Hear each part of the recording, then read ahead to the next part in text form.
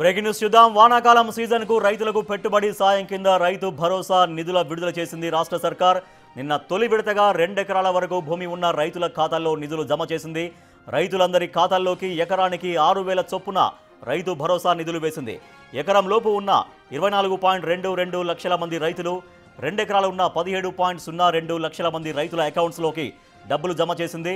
మొత్తం 41.25 లక్షల మంది ఖాతాల్లో 2,349.83 కోట్లు పడ్డాయి.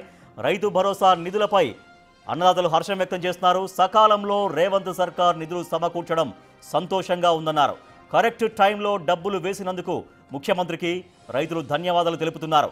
విత్తనాలు, ఎరువులు కొనుగోలు చేసేందుకు డబ్బులు ఉపయోగపడతాయని చెబుతున్నారు రైతులు.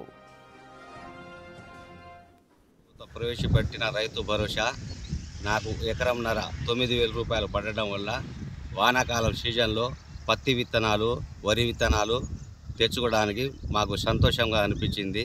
ఈ డబ్బులు పడడం వల్ల, ఈ సరైన సమయానికి మాకు డబ్బులు పడడం వల్ల నేను ఆనందపరుచుతున్నాను. ఈ రైతు భరోసా పడడం వల్ల సీఎం రేవంత్ రెడ్డి గారికి శుభాకాంక్షలు తెలియపరుస్తున్నాను. రైతు భరోసా కింద నాకు ఎకరానికి 6,000 రూపాయలు పడడం జరిగింది. నాకు మందు కట్టలకు కానీ విత్తనాలకు కానీ మంచి టయానికి రావడం జరిగింది.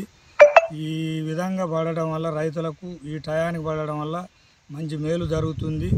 ఈ డబ్బులు వేసినందుకు మన రాష్ట్ర ముఖ్యమంత్రి రేవంత్ రెడ్డి గారికి ధన్యవాదాలు తెలుపుతున్నాను.